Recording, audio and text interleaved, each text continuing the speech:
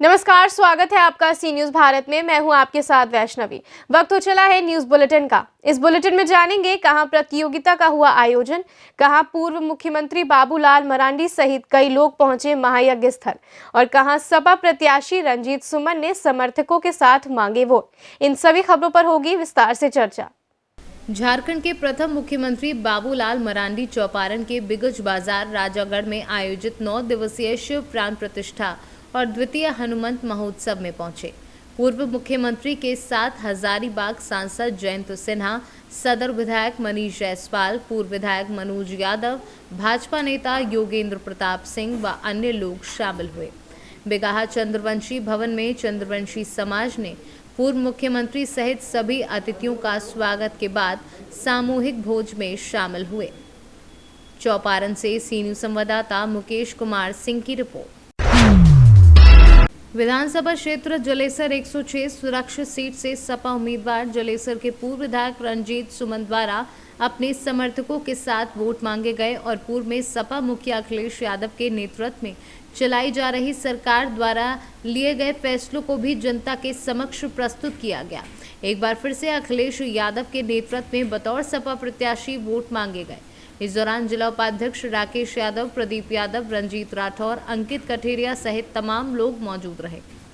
5 सालों में जिन मुद्दों पर भाजपा सरकार चली उससे जनता में हर वर्ग में हाहाकार है। हर वर्ग परेशान है, महंगाई से, भ्रष्टाचार से, लूट खसोट से, हर चीज से। और आज पूरे तरीके से जो जनमानस की जो बहुत मूलभूत सुविधाएं हैं, किसान की, नौजवान की, छात्र की, महिलाओं की, हर चीज की जरूरतमंद जो चीजें हैं उनको अखिलेश यादव जी ने अपने घोषणा पत्र में स्वीकार शामिल किया है। और पूरा देश प्रदेश का हर व्यक्ति इस बात को विश्वास रखता है कि कथनी और कन्नी अगर कोई पूरी करता है वो अखिलेश यादव जी समाजवादी पार्टी के अलावा कोई नहीं है। इसलिए हर वर्ग समाजवादी पार्टी के साथ है। जी विधायक जी, एक ये अभी नया सिगुफा चल रहा है प्रदेश में कि कर्नाटक प्रदेश में जो बुरखे को लेकर के ये मैटर आया है विद्यालयों में, इस पे आप क्या कहना चाहेंगे? भाजपा पे बस यही एक मुद्दा है। कोई भी सरकार जब चलती है और 5 साल बाद जब जनता के बीच जाती है तो हर सरकार अपने किए हुए 5 साल में कामों के नाम पर वोट मांगती है और भाजपा केवल मंदिर मस्जिद में लोगों को लड़ाना चाहती है। एटा से सीनू संवाददाता राघवेंद्र अग्रिया की रिपोर्ट।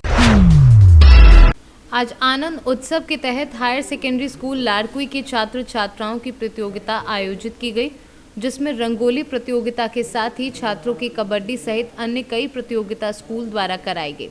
जानकारी देते हुए स्कूल प्राचार्य अंतर सिंह मेहरा ने बताया कि पंचायत स्तर पर आनंद उत्सव का आयोजन किया गया था, जिसमें छात्र छात्राओं द्वारा रंगोली, भाला फेंक, क्रिकेट, कबड्डी प्रतियोगिता कराई गई। इस अवसर पर पंचायत सचिव राम नारायण सोलंकी सहित अन्य कर्मचारी उपस्थित रहे। मैं अंतर सिंह मेहरा, लाड़कुई संकुल प्रभारी। हाँ जी, ये आनंद उत्सव हमारे माननीय मुख्यमंत्री जी की महत्वाकांक्षी आकांक्षा के तहत जो है आनंद उत्सव मनाने के निर्देश थे। हालांकि ये पूर्व में मनाया जाना था, परंतु कोरोना गाइडलाइन और टीकाकरण के कारण नहीं मना पाए थे। आज हमने हमारे लाड़कुई प्रांगण में आनंद उत्सव का आयोजन किया था, जिनमें विभिन्न प्रकार के खेल गतिविधियों के बीच छात्रों एवं गांव से आए हुए बड़े बूढ़े और छात्रों द्वारा विभिन्न गतिविधियों में भाग लिया और आनंद उत्सव का आनंद मनाया। आनंद उत्सव के तहत हमने अपने स्थानीय स्तर पर कबड्डी करवाई है, खो खो करवाया है और कैरम खिलवाई बच्चों से, क्रिकेट खिलवाई बच्चों से, भाला फेंक करवाया, रंगोली बनवाई। काफ़ी आनंद आया और आनंद उत्सव मनाया। सीहोर से सीनू संवाददाता चंदर सिंह बागवान की रिपोर्ट।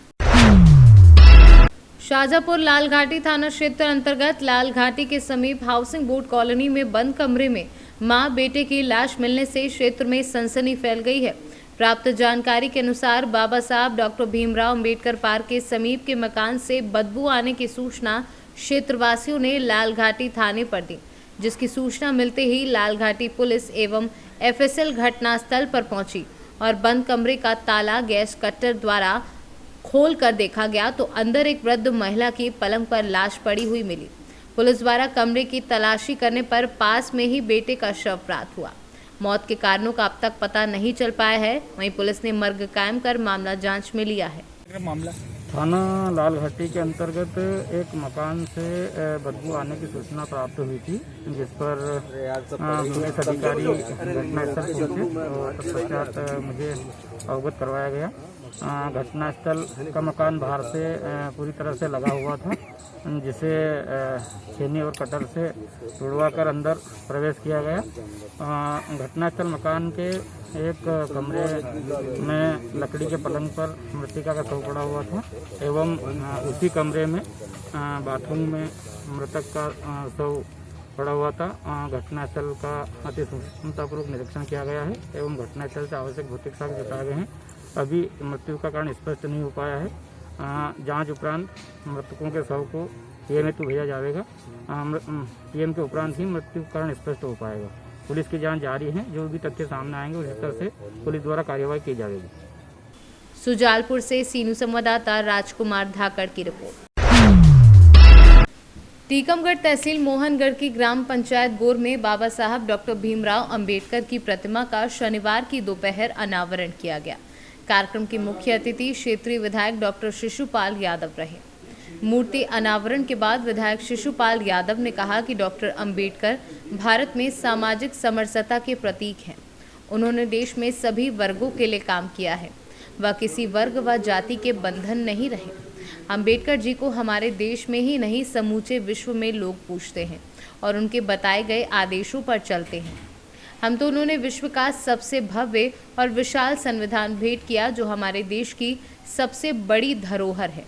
कार्यक्रम में भारतीय जनता पार्टी के जिला पंचायत सदस्य रमन पस्तूर यादव, महासभा के जिला अध्यक्ष प्रमोद यादव, आज़ाद से संगठन के जिला अध्यक्ष मनोज अहिरवार, एडवोकेट अवधेश भास्कर, बलीराम अहिरवार, अशोक अहिरवार, नंदराम कुशवाहा, मानसिंह दांगी, केपी अहिरवार, राजकुमार अहिरवार व अन्य लोग उपस्थित रहे।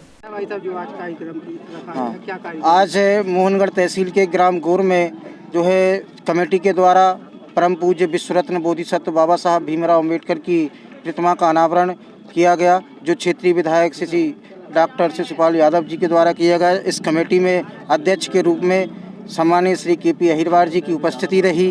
कार्यक्रम के कमेटी के अध्यक्ष भाई जिनेंद्र अहिरवार जी, कमलेश अहिरवार जी, प्रदीप अहिरवार जी और सभी साथी ग्रामवासियों की उपस्थिति रही। साथ ही साथ क्षेत्र भर से आए हुए सभी सम्मानित लोगों की उपस्थिति में बाबा साहब की भव्य प्रतिमा का अनावरण किया गया और हम इस कमेटी को धन्यवाद देते हैं कि वह टीकमगढ़ जिले में इसी प्रकार के प्रेरणादायी कार्य निरंतर करते रहे और साथ ही साथ बाबा साहब के विचारों को जन जन तक पहुंचाने का कार्य पूरी शिद्दत के साथ करते रहें। मैं एडवोकेट राजा अवधेश भास्कर इस कमेटी के द्वारा किए गए कार्य की भूरी भूरी प्रशंसा करता हूं और इन सबके उज्ज्वल भविष्य की कामना करते हुए इनकी पूरी सहायता करने का आश्वासन देता हूं। जय भीम, जय भारत। किस पर्पज से यहाँ पर आप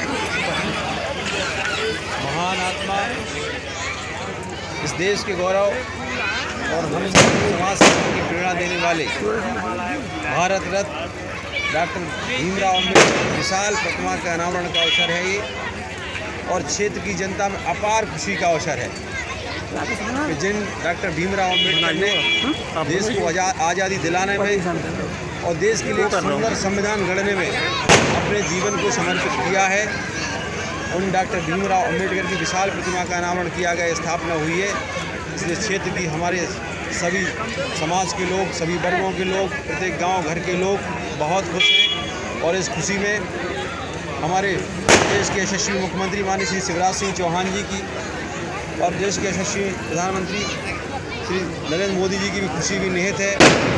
हमारे प्रधानमंत्री जी, हमारे मुख्यमंत्री जी की भी इच्छा यही है कि डॉक्टर भीमराव अंबेडकर के विचारों को आगे बढ़ाने का काम समाज में किया जाए और उनके विचारों का पालन करते हुए समाज के प्रत्येक वर्ग के विकास के लिए हम सब समर्पित रहें और हम जिस दल से ताल्लुक़ रखते हैं वो दल भी समर्पित रहे, ऐसा हम सबका प्रयास है। इसलिए यहाँ मूर्ति की स्थापना हुई और मूर्ति स्थापना का आज अनावरण किया गया। इस अवसर पर आपने कुछ यहाँ के लोगों को कुछ सौगातें भी आश्वस्त किया। बिल्कुल, तो वो क्या उम्मीद लगाई जा सकती है? सबसे पहले तो क्योंकि आज इस अनावरण का अवसर है तो यहाँ टीकमगढ़ से कैमरा पर्सन सुंदर अहिरवार के साथ गिरीश कुमार खरे की रिपोर्ट।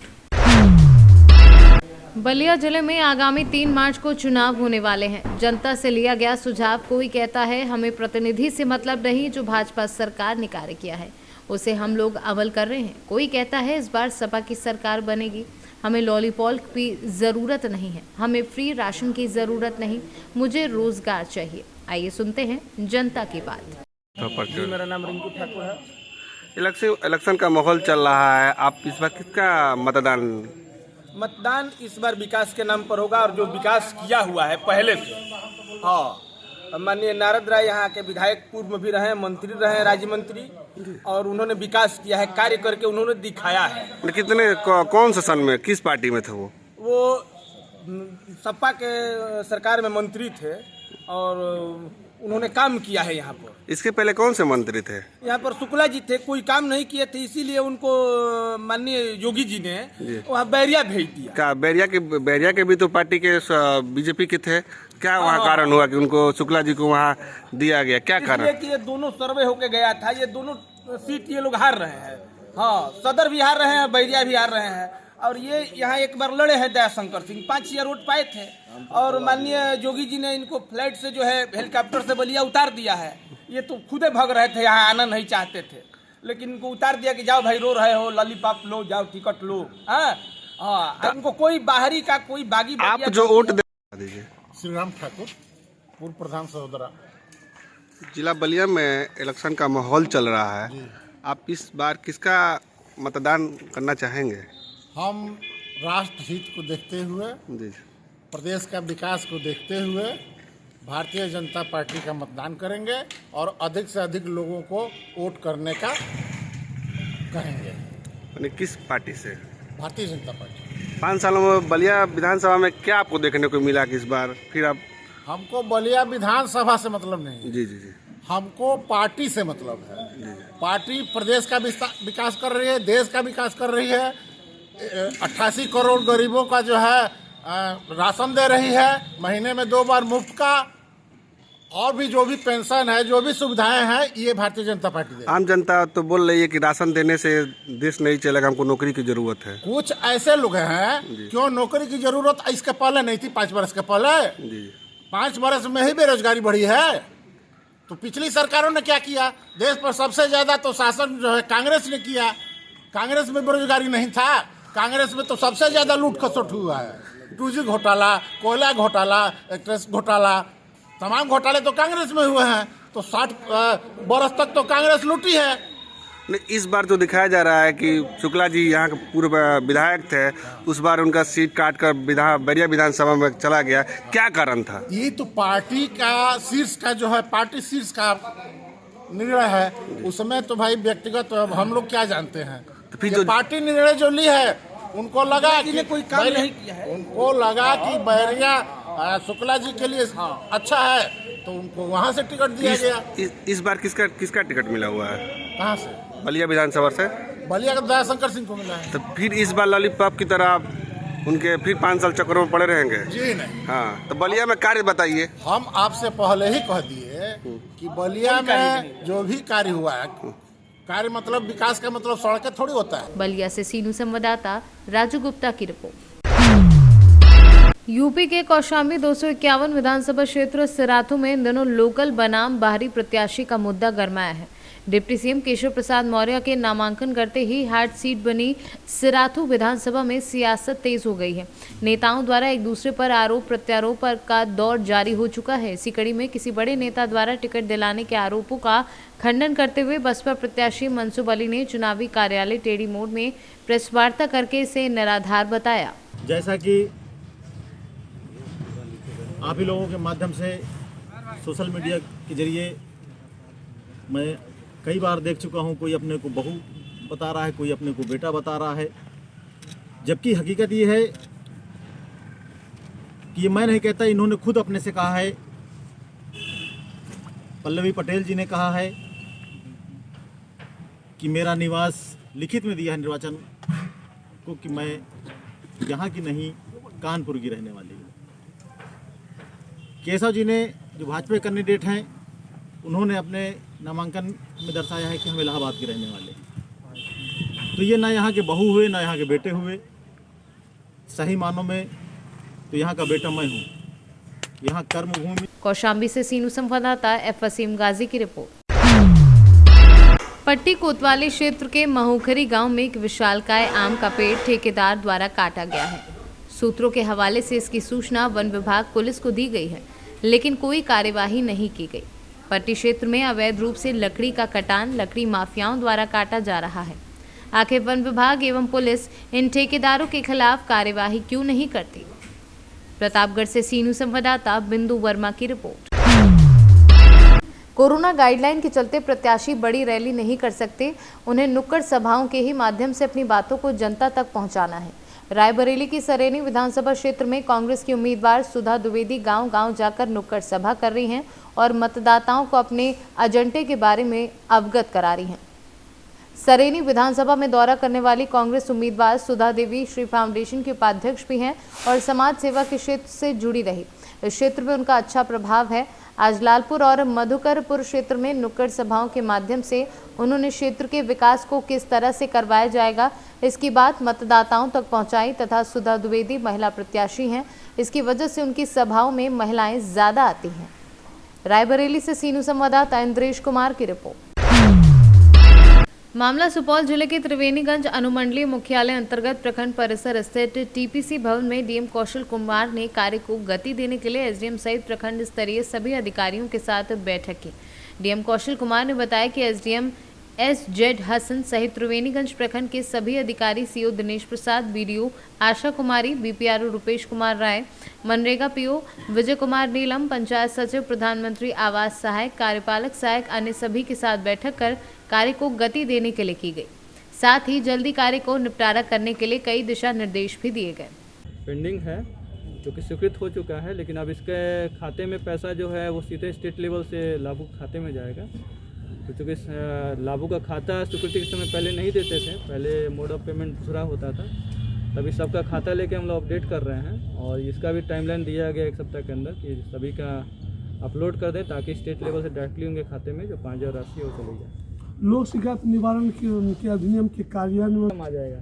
नहीं सर, रेल परियोजना के मुआवजे की क्या स्थिति है सर? अभी तो यहाँ पे मुआवजा तो मिल ही रहा है सब जगह, धीरे धीरे सहायत लोग लेना शुरू किए हैं और 6 मौजा का भी अधिसूचना होना है, इसका भी टाइमलाइन हम लोग इस मंथ में रखें कि सारे मौजा जो बचा हुआ सबका अधिसूचना जल्दी हो जाए। सुपौल से सीनू संवाददाता पंकज कुमार की रिपोर्ट। फिलहाल इस बुलेटिन में इतना ही। देश दुनिया की तमाम खबरों को देखने के लिए बने रहें सी न्यूज़ भारत के साथ।